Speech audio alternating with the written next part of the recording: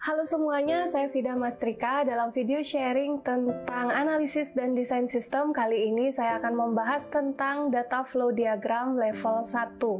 Data flow diagram level 1 ini adalah data flow diagram yang berfungsi untuk lebih merinci setiap proses yang ada di data flow diagram level 0. Kalau kalian belum nonton video saya tentang data flow diagram level 0, silakan klik link yang saya sediakan di description box di bawah. Ayo kita lanjut ke materi kali ini.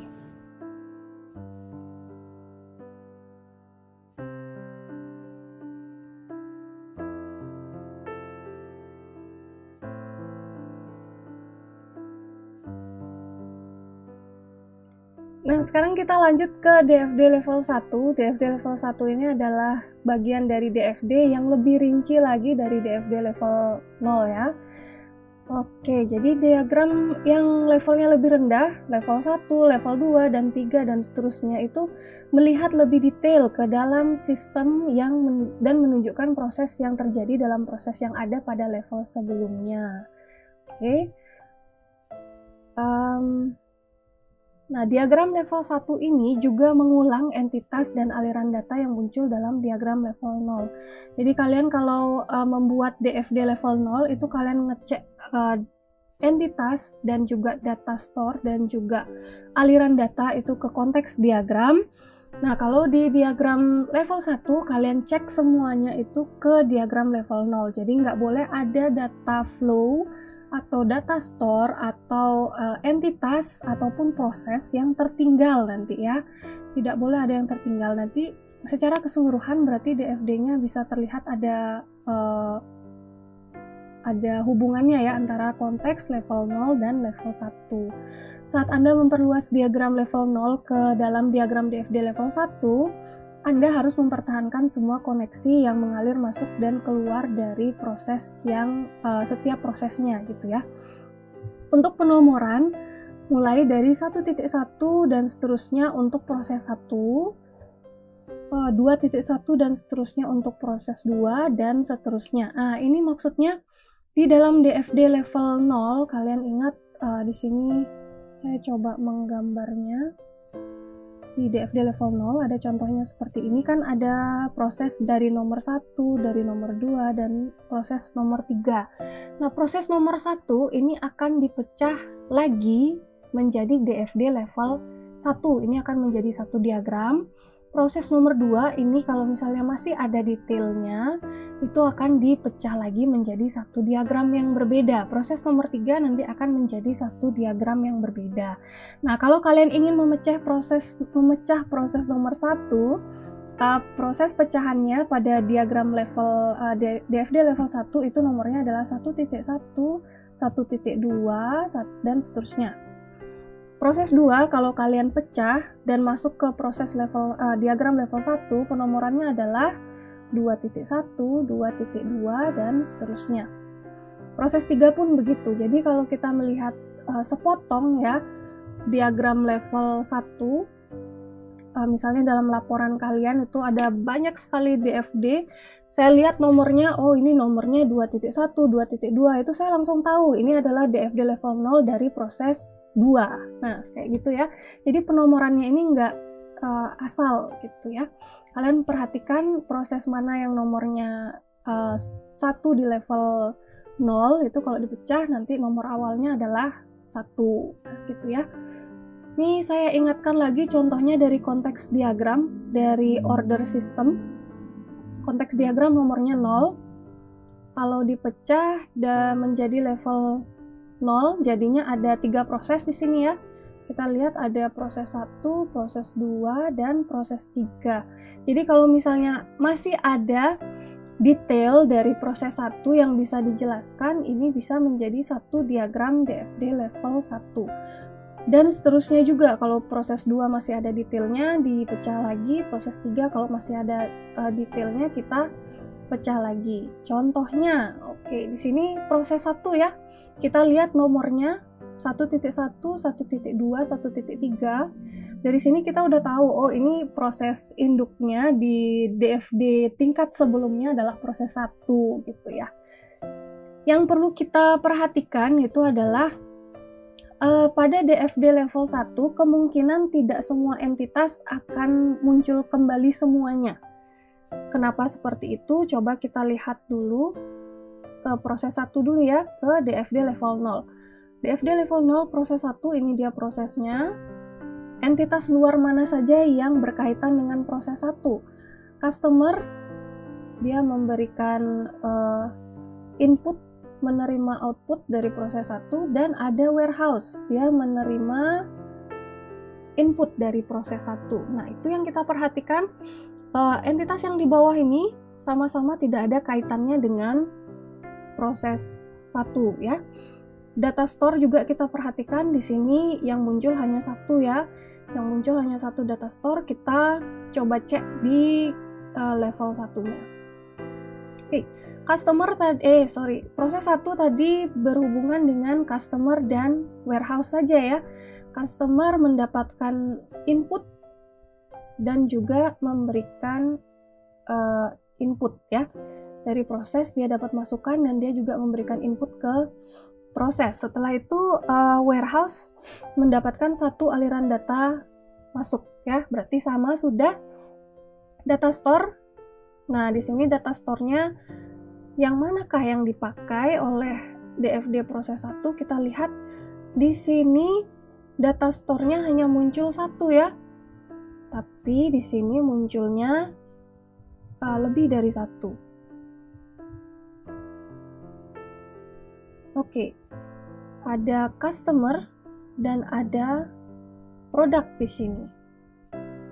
Oke, kalau kalian tidak mau bingung bagaimana caranya menomori data store, kalau memang dia memakai dua data store seperti ini, silakan tampilkan dua di DFD level 0-nya. Jadi kalian saat kalian turun level pada level yang lebih rendah, kalian nggak bingung lagi apakah ini data store yang sama atau tidak gitu ya, dan apakah ini pecahan dari D1 atau sesuatu yang berbeda. Nah gitu ya, jadi silakan itu bisa dikondisikan pada DFD kalian. Kalau saran saya supaya tidak bingung ya silakan disamakan aja. Jadi dari kalau turun level sudah nggak mikirin lagi yang mana ini data store-nya ya gitu.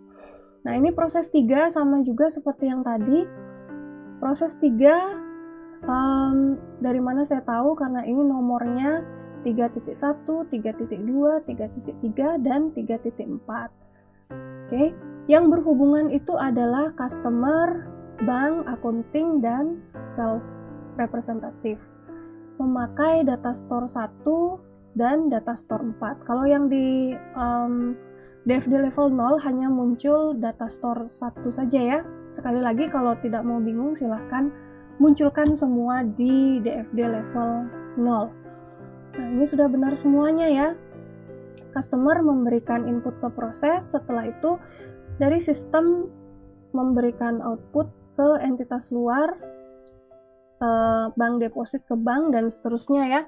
Ingat di sini kalau memang dari proses yang berbeda, silahkan diberikan keterangan dari proses yang berbeda. Contohnya ini ya 3.2, 3.3, dan 3.4. Asalkan tetap ada satu aliran, 3 aliran keluar dan satu aliran masuk ke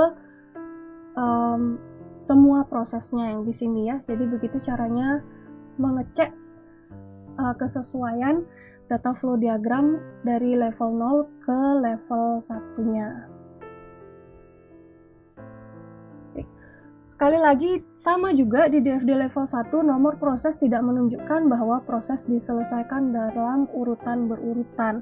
Cara membaca DFD juga tidak sama dengan flowchart, tidak ada startnya, tidak ada end, berarti kalian bisa baca dari mana saja ya. Dan DFD level 1 itu untuk proses 1 nomornya 1.1, 1.2, dan seterusnya. Untuk proses 2 adalah 2.1, 2.2, dan seterusnya. Nah gimana kalau misalnya prosesnya emang nggak bisa didetailkan lagi ya, berarti ya nggak usah ada DFD level 2-nya gitu ya, DFD level 1-nya. Tidak semua proses bisa dipecah lagi ke level selanjutnya. Kalau misalnya memang masih bisa didetailkan lagi, silahkan dipecah ke DFD level yang lebih rendah.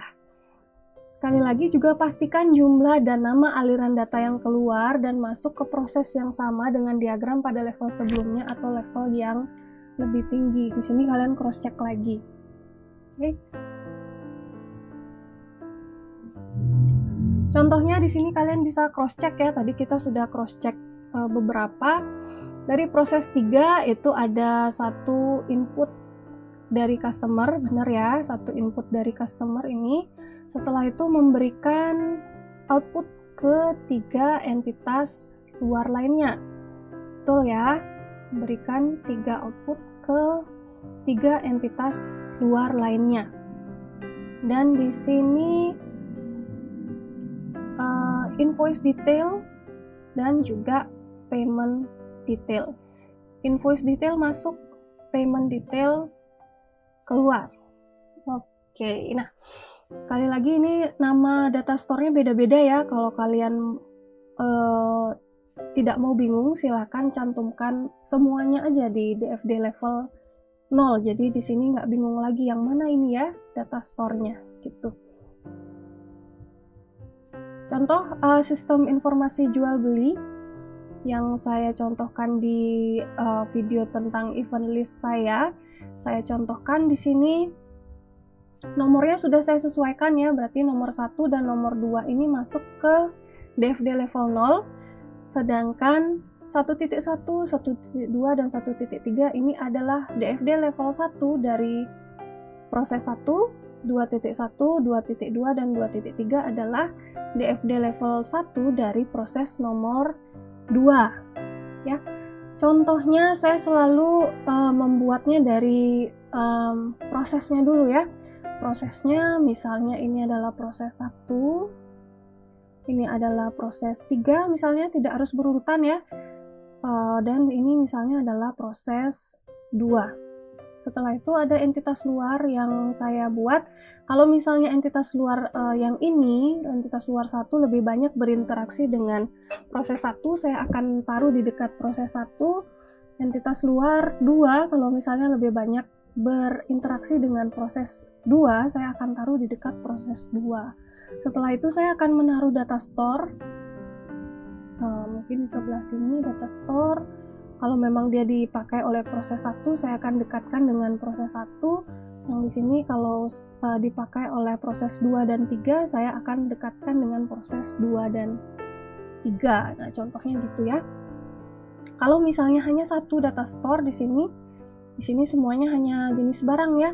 Jadi saya coba taruh di tengah-tengah. Sini ya. Oke. Nah, di sini ada misalnya entitas 1 ini adalah admin. Entitas 2-nya adalah customer biasa ya. Admin bisa tambah data jenis barang. Iya, bisa. Dia bisa memberikan input, bisa cari jenis barang, bisa mengubah juga. Oke, ini kebalik ya. Di sini proses 3, di sini proses 2. Oke. Yang di sini tambah data jenis barang tentunya masuk ke database, cari data jenis barang memakai database juga. Yang mengubah juga memakai database, dan ini kembali lagi ke proses ya. Semua kembali ke prosesnya. Setelah itu kalau yang ini customer, dia bisa cari data jenis barang. Oke, di proses 2 ya. Berarti inputnya seperti ini. Dan di sini menerima lagi informasi barang dari proses 2 ya. Di sini bisa jadi 2 kalau misalnya data yang dipertukarkan itu adalah sama. Kalian bisa pakai tanda panah 2 ini ya, yang di depan sama yang di belakang, supaya tidak terlalu banyak tanda panah yang ada di DFD kalian. Oke, yang perlu diperhatikan lagi adalah seperti yang saya sudah sebutkan di video saya tentang hal yang perlu diperhatikan dalam penggambaran DFD. Yang pertama, proses itu harus memiliki minimal 1 input dan 1 output, data store pun begitu. Setelah itu, yang perlu diperhatikan adalah data flow itu jangan sampai bersilangan. bersilangan itu misalnya contohnya seperti ini ya, misalnya proses 2 juga berinteraksi dengan proses 1, tuh kalian gambar seperti ini. Nah ini kan banyak memotong nih, ini potong, ini potong, ini potong. Nah itu yang dihindari atau benar-benar dikurangi. Gimana caranya? Kalian bisa pindahin entitas luarnya bagaimana, atau kalian bisa pindahkan prosesnya kemana biar sedikit sekali yang memotong. Nah itu dia yang harus diperhatikan ya. Oke, bagaimana tentang materi DFD level 1 kali ini? Semoga bisa kalian terima dengan baik ya. Oke, saya sudah menjelaskan tentang konteks diagram DFD level 0 dan DFD level 1. Video saya selanjutnya adalah tentang Entity Relationship Diagram atau ERD yang menggambarkan tentang basis data. Sampai ketemu di video saya yang selanjutnya.